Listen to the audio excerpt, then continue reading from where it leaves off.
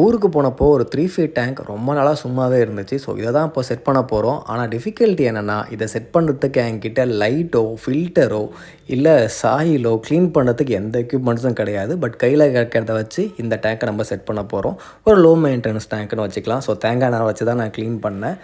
And வீட்டை சுற்றி கிடைச்ச நார்மலான சாண்டை தான் நான் யூஸ் பண்ணியிருக்கேன். பட் ஒரு 20 டைம்ஸாவது நீங்கள் நல்லா வாஷ் பண்ணால் தான் இது க்ளீனாக இருக்கும். அண்ட் இதுலேயும் நம்ம பிளான்ஸ் வைக்கலாம். நான் என்னென்னு சொல்கிறேன். இந்த tank 3 feet length and 1 feet height.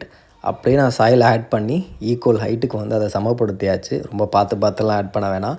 அதில் ஸ்டோன்ஸ் ஆட் பண்ண நல்லதுன்னு அப்படி பார்க்குறப்போ என்னோடய பழைய வாட்டர் ஃபால் டேங்க்கில் கொஞ்சம் லாவா ராக்ஸ் இருந்துச்சு. ஸோ இதை நல்லா க்ளீன் பண்ணி இதையும் ஒரு பக்கத்தில் ஆட் பண்ணிக்கிட்டேன். இதை ஆட் பண்ணுறப்போ உங்கள் வாட்டர் குவாலிட்டி இன்னும் கொஞ்சம் பர்ஃபெக்டாக மெயின்டைன் ஆகும்.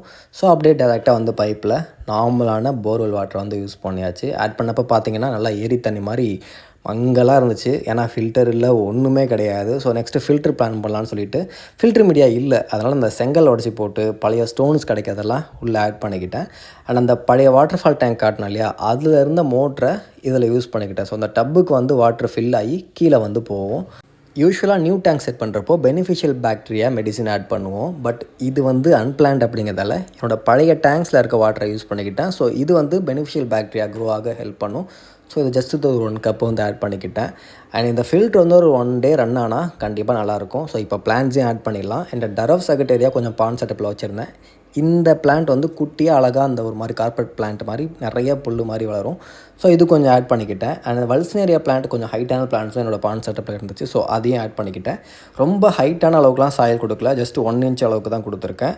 அண்ட் ரெட் ராம்ச்சர் அண்ட் ஸ்னைல்ஸ் என்னோடய எல்லா டேங்க்லையும் நான் யூஸ்வலாக ஆட் பண்ணிடுவேன். அண்ட் இதுக்கப்புறம் நம்மக்கிட்ட அந்த ரெட் பிளாட்டிஸோட ஃப்ரைஸ் நிறையா இருந்தது. ஸோ இதையும் வந்து ஒரு 20 to 30 கிட்ட வந்து ஆட் பண்ணிக்கிட்டேன். ஸோ அவ்வளோதான் setup. But in case nitrate peak ஆச்சுன்னா அதை கண்ட்ரோல் பண்ணுறதுக்கு நான் ஏதாவது பிளான் பண்ணேன். ஸோ மணி பிளான்ட் வந்து நிறைய ஆட் பண்ணிக்கிட்டேன். ஏன்னா இனிமேல் ஒரு 1.5 months அப்புறம் தான் நான் வந்து இதை விசிட் பண்ண போவேன். ஸோ அது வரைக்கும் அந்த டேங்க் சைக்கிள் ஆகிட்டே தான் இருக்கும். ஸோ இன்கேஸ் நைட்ரேட் பீக் ஆச்சுன்னா இந்த பிளான்ட்ஸ் கொஞ்சம் டேக் கேர் பண்ணிக்கும். நம்ம ரெடி பண்ண இந்த ஃபில்டர், அது ப்ராப்பர் ஃபில்டர் கூட கிடையாது, சும்மா ஒரு கல்லை உடச்சி போட்டு ரெடி பண்ணியிருக்கோம். பட் இந்த ஃபில்டர் ரன் பண்ணதுக்கு உங்களுக்கு 1 டேயில் வாட்டர் இந்த அளவுக்கு கிளியராக மாறி இருக்குது. ஒரு 1 வீக்லாம் உடச்சினா ரொம்ப கிறிஸ்டல் கிளியராக ஆகிரும்.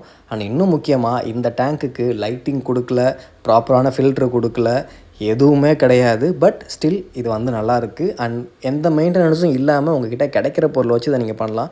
இந்த மாதிரி டேங்க் செட்டப் நான் ஒரு 20 இயர்ஸ்க்கு முன்னாடி ஸ்கூல் டைமில் பண்ணியிருக்கேன்.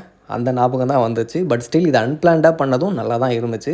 நான் ஒரு 1.5 months அப்புறம் அதை கண்டிப்பாக விசிட் பண்ணுவேன். அப்போது அந்த டேங்க் எப்படி இருக்குன்னு பார்க்கலாம்.